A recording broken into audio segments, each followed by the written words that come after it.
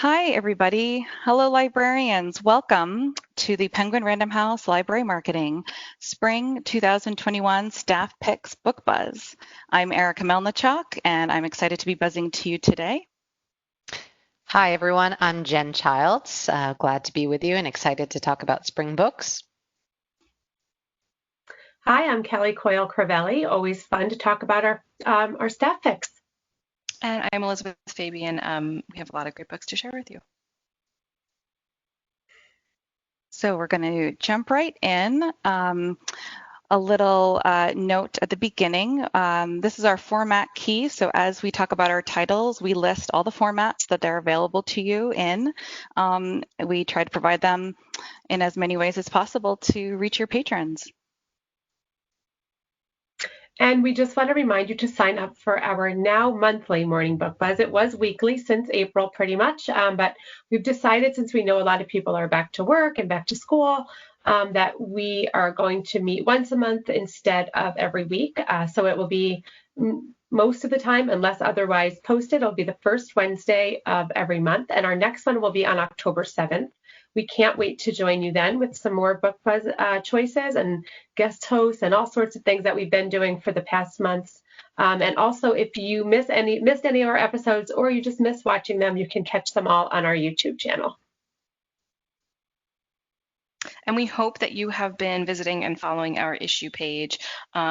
The URL is at the bottom of the screen. It's issue.com PRH Library. We have lots of great resources here for both librarians and for you to share with your patrons. Everything from book club brochures that have suggestions for book clubs, to handouts about audiobooks, to excerpt samplers where you can read a little bit of some of the best new books coming out. And we're really proud of our collection of book club kits. Here you'll see the example of Cast. These are amazing kits. I think we have over 150 gathered here, from everything from serious nonfiction to mysteries to thrillers to romance, etc., for all of your patrons and for you to dive in and get a really rich experience with your book clubs. They include discussion questions, recipes, drink recipes, playlists, and more. So we hope you'll visit our issue page and follow us there so that you can find out everything new that's going on. Great. And now on to the books. And I hope you can appreciate how difficult it was for each of us to select 4 spring books to talk about. We have a wealth of amazing books, and it was really, really hard to just narrow it down to 4. But here goes. First up is a debut novel, The Liar's Dictionary. It's a laugh out loud funny, prize-winning new talent, which chronicles the misadventures of a lovelorn Victorian lexicographer and the young woman put on his trail a century later to root out his literary misdeeds while confronting questions of her own sexuality and place in the world. Now, I learned a new word in this book. The word is Mountweasel. The definition of this is the phenomenon of false entries within dictionaries and works of reference, often used as a safeguard against copyright infringement. So one storyline is of Peter Winsworth. He's a Victorian lexicographer. He's toiling away at the letter S for Swansby's multi-volume dictionary. His disaffection compels him to insert unauthorized, fictitious entries into the dictionary in an attempt to assert some sense of individual purpose and artistic freedom. Now, flash forward to the present day. Mallory, a young intern employed by the publisher, is tasked with uncovering these Mountweasels before the work is digitized. Now, as these two narratives combine, both Winsworth and Mallory discover how they might negotiate the complexities of the often nonsensical, relentless, untrustworthy, hoax-strewn, and undefinable path we call life. The Liar's Dictionary celebrates the rigidity, fragility, absurdity, and joy of language. It's a great book to offer readers who love books like Ella Minnow P., which was one of my favorites. Next up, I'm sure many fans will be of Never Let Me Go and The Remains of the Day will be thrilled to hear about Clara and the Sun. This is a magnificent new novel from the Nobel laureate and Booker Prize-winning author Kazuo Ishiguro. From her place in the store that sells artificial friends, Clara, an artificial friend with outstanding observational qualities, watches carefully the behavior of those who come in to browse and of those who pass in the street outside. She remains hopeful that a customer will soon choose her But when the possibility emerges that her circumstances may change forever, Clara is warned not to invest too much in the promise of humans. In this luminous tale, Ishiguro looks at our rapidly changing modern world through the eyes of an unforgettable narrator to explore a fundamental question: what does it mean to love? And I'll mention, you'll notice this does not have an eGalley sign. At the time of this recording, there is not an eGalley available, but perhaps you're watching this in the future, and if so, don't be scared away. Do check NetGalley or Edelweiss, because they will be posting an eGalley probably in October.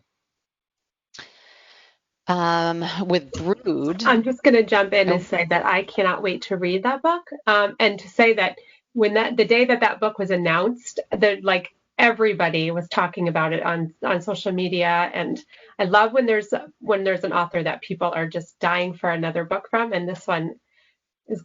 People have definitely been waiting for this, yeah. And it's such a great premise. I think kind of harkens back to the "Never Let Me Go" theme. So yes.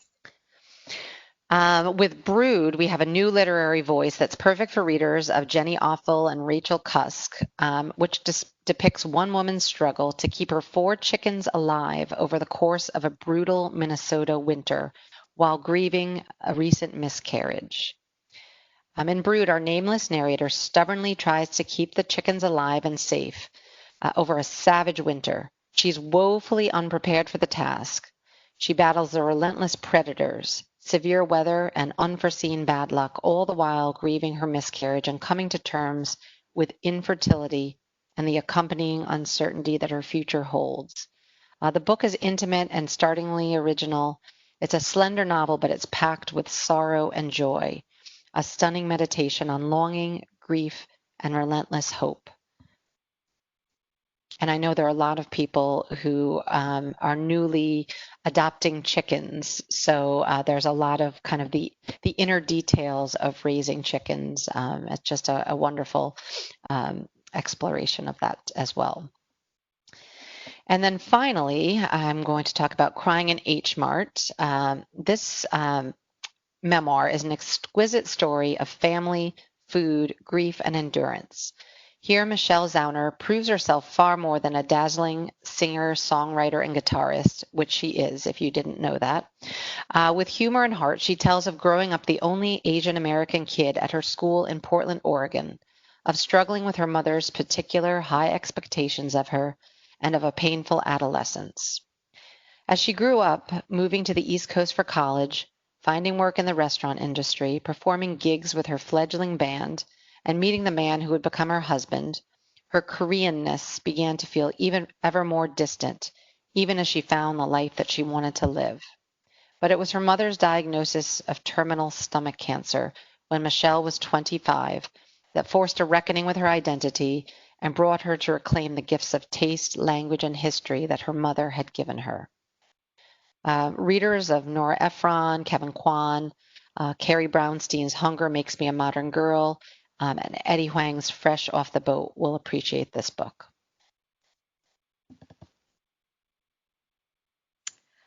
I am so excited to start my spring picks with you with a new George Saunders book. Of course, he's a New York Times bestselling and Booker Prize winning author of Lincoln and the Bardo and the 10th of December. And with this new book, A Swim in the Pond in the Rain, Saunders returns to nonfiction and offers his readers a literary masterclass on what makes great stories work, how to become a better writer and reader, and what all of this can tell us about how to live life. For 20 years, George Saunders has been a professor at the prestigious Syracuse University Graduate MFA Creative Writing Program, and his course has become legendary.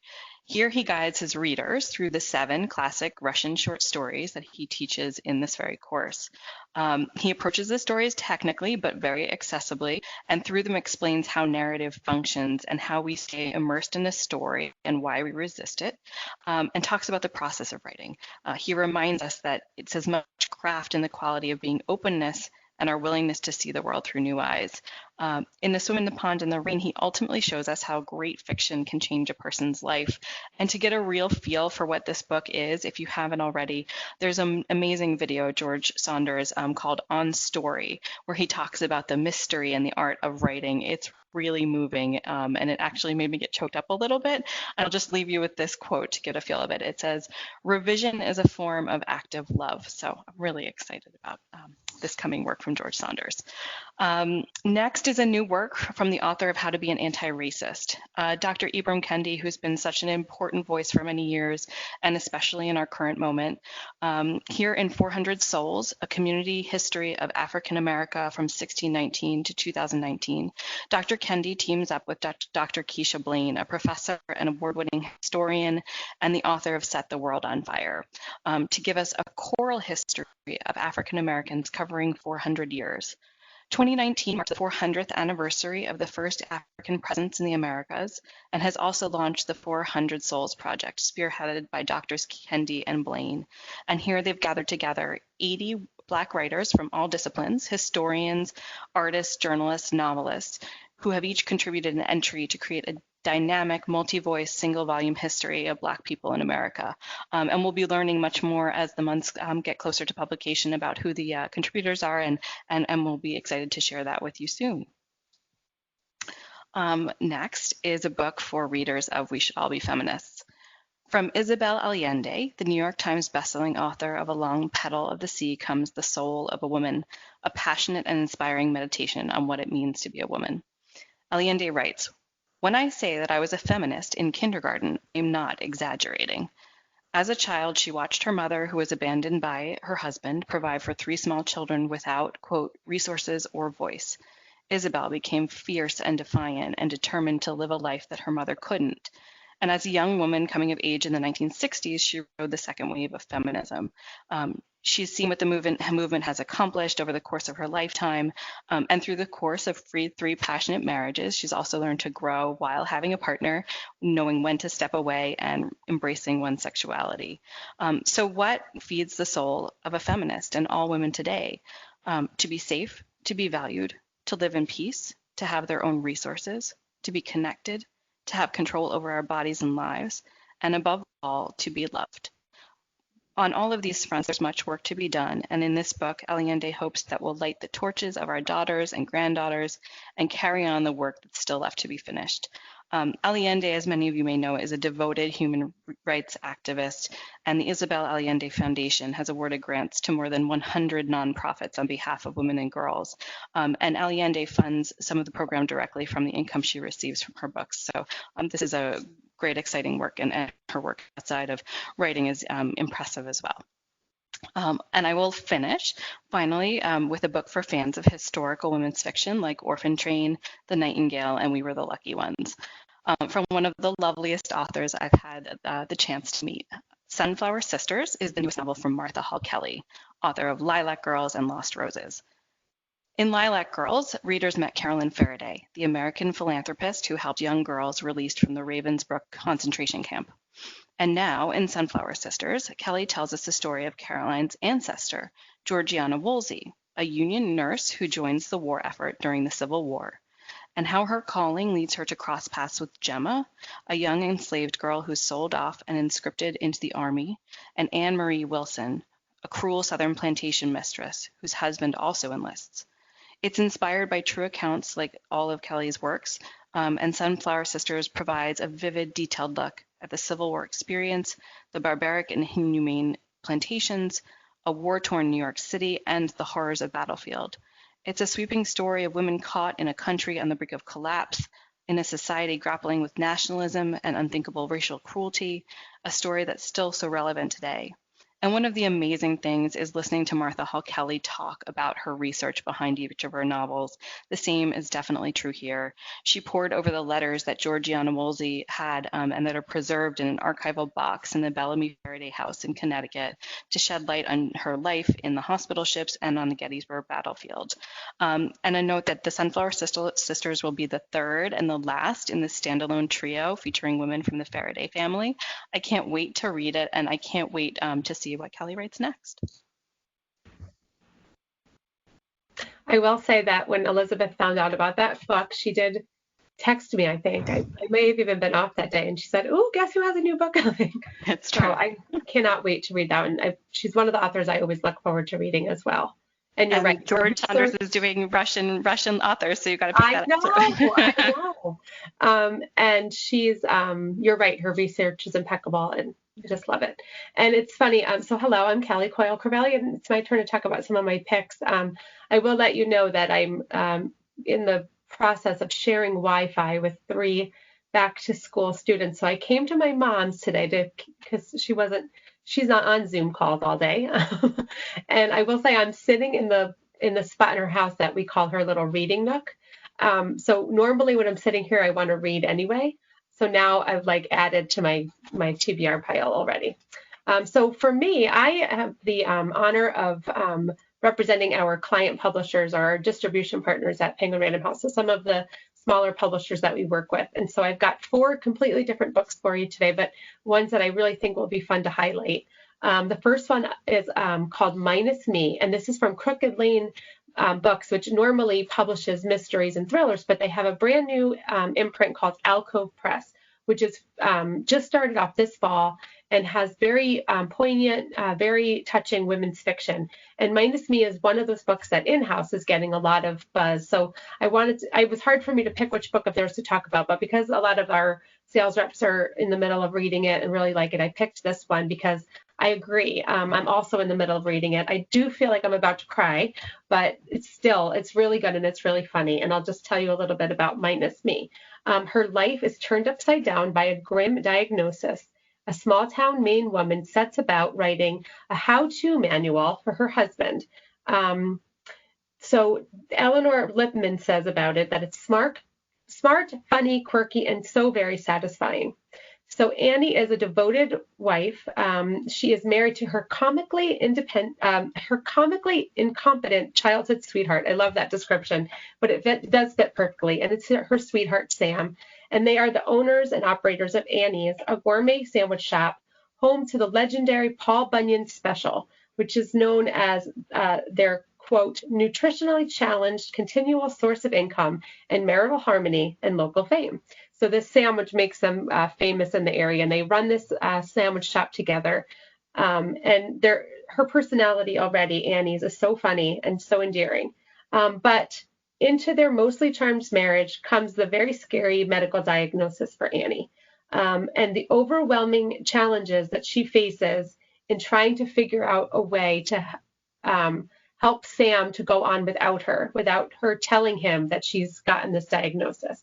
So she goes about writing a how-to manual for how his life should continue. So she tries to, that's where the title comes from, like Your Life Minus Me. She tries to give him like a roadmap to how to get there. So it's funny, it's sweet, it's ultimately, kind of heartbreaking underneath it all. But then what happens is that her mother, Ursula, decides after her best laid plans, Ursula, her mother, who is a Manhattan diva, comes to town, finds out, brings about all of her own chaos and disruption. And so will these plans that Annie has to leave in place, not only a how-to manual for him to move on, but also who she thinks he should fall in love with next, which I think is very funny. Such a woman thing to do, to plan everything. But when the mother comes to town, what does that mean? It upends everything that she's trying to hold together. It's perfect for book clubs. It's a debut novel. It's sad. It's hilarious. And it, Jodi Picoult, what we all love, her quote about this is, Medwed's lovely novel of marriage, motherhood, love, and loss is so real that at times it feels like nonfiction. It's a timely reminder that in the worst of times, we sometimes rediscover the very best of ourselves, which really is exactly how to explain this novel. So I think it will be, fans will love it and book clubs will really enjoy it. Next up, an author that needs no introduction, Stephen King. So Hard Case Crime did publish a book of Stephen King's in 2013, and it was called Joyland. And it sold more than 1 million copies. And so again, Hard Case Crime is very excited to have a new book from Stephen King called Later. It's a novel about the secrets we keep buried and the cost of unearthing them. Sometimes growing up means facing your demons. It's about the son of a struggling single mother, Jamie Conklin. He just wants an ordinary childhood, but Jamie is no ordinary child. He was born with an unnatural ability his mom urges for him to keep secret. Jamie can see what no one else can see and learn what no one else can learn. But the cost of using this ability is higher than Jamie can imagine, as he discovers when an NYPD detective draws him into the pursuit of a killer who has threatened to strike from beyond the grave. Later is Stephen King at his finest. It's terrifying and touching. It's a terrifying and touching story of innocence lost and the trials that our sense of right and wrong. With echoes of King's classic novel, It, Later is a powerful, haunting, unforgettable exploration of what it takes to stand up to evil in all the faces it wears.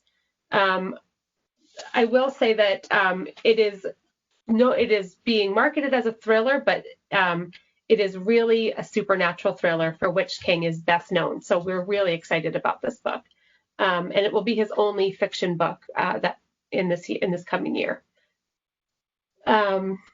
Next up for me is something different from Soho Press. It's called Lurkers. Lurkers is for fans of the acclaimed. It's from the director of the critically acclaimed documentary Shirkers, and by filmmaker Sandy Tan, and it's for fans of Celeste Ng, Kylie Reed, readers of that are interested in the Asian American experience, Los Angeles, California, and multi-generational stories.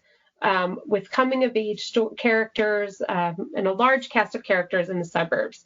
It's got some really fascinating little stories in here about an LA neighborhood where neighbors keep a wary distance and at times collide, propelled by desire, fury, and mischief. It features the precocious Korean-American sisters, Mira and Rosemary, who find their world rocked by a suicide. A charismatic and creepy drama teacher grooms his students. An aging gay horror novelist fights loneliness, and a white mother and her adopted Vietnamese daughter deal with lifelong anger issues. So you can see there's something for everyone in here. It spans decades and brings together a diverse and interlocking group of stories. It's what they're calling a Los Angeles masterpiece, showing Sandy Tan's fiction to be as formidable and exciting as her filmmaking. Very excited for Lurkers. There is an e-galley available for that. And last up for me is a book called The Curie Society. This is not the final cover, but it's from MIT Press. So we just started working with MIT Press a couple months ago. I know most people think of MIT Press as very scholarly, journals and books that are mostly for academics, but this is actually a YA book, and we're so excited about this. It's a covert team of young women members of the Curie Society, an elite organization dedicated to women in STEAM, undertake high-stakes missions to save the world. It's an action-adventure original graphic novel, and the Curie Society follows a team of young women recruited by an elite secret society originally founded by Marie Curie. With the mission of supporting the most brilliant female scientists in the world. The heroines of the Curie Society use their smarts, their gumption, and the cutting-edge technology to protect the world from rogue scientists with nefarious plans. Readers can follow recruits Simone, Taj, and Maya as they decipher secret codes, clone extinct animals, develop autonomous robots, and go on high-stake missions. It is going to be a series, so this is the first book in the series, Encouraging Women in STEM. It's a multi-layered spy action thriller. It's going to be a whole series that follows these three characters with obviously this really encouraging STEM focus. It's been optioned for television by Scooter Braun, who was the agent for Ariana Grande and Justin Bieber. Fun fact. And the research is well informed. The science and the characters are inspired by real life women across various disciplines. And Andy Weir, who we all love from The Martian, is one of the consultants on the project. So I think that in that, it's going to be really fun. So that is from MIT Press in the spring. And that's so cool. Isn't that cool? That's very cool. Kelly, have I shared with you my story of meeting the high school librarian of Stephen King at an ALA conference? I mean, she's a celebrity in my eyes by association. She's delightful. You know, behind every great writer, there's a librarian. Yes. And she calls him Stevie too, which I thought was adorable. Oh, that is adorable. Oh, and Erica, Minus Me takes place in Maine, so I think you might want to read that one. I wrote that down, but it's going to make me cry. Definitely. I have a hard time. All right, now on to my picks. But again, as Jen said earlier, it's so hard for us to narrow down, our staff picks month to month. Sometimes it feels like even week to week, let alone an entire season. But these are 4 that are currently in my TBR pile, and I hope that you will be interested in adding them to yours. Girl A is for readers of Room and Sharp Objects. It's a propulsive and psychologically immersive debut novel about a young girl who escapes captivity, but not the secrets that shadow the rest of her life. Lex Gracie doesn't want to think about her family. She doesn't want to think about growing up in her parents' house of horrors. And she doesn't want to think about her identity in the media as Girl A, the girl who escaped the elder sister who freed her older brother and 4 younger siblings. It's been easy enough over the years to avoid her parents since. Her father never made it out of the house of horrors that he created, and her mother spent the rest of her life behind bars. But when her mother dies in prison and leaves Lex and her siblings that family home, she can't run from her past any longer. Together with her sister Evie, Lex intends to turn the House of Horrors into a force for good. But first, she must come to terms with her siblings and with the childhood they each shared.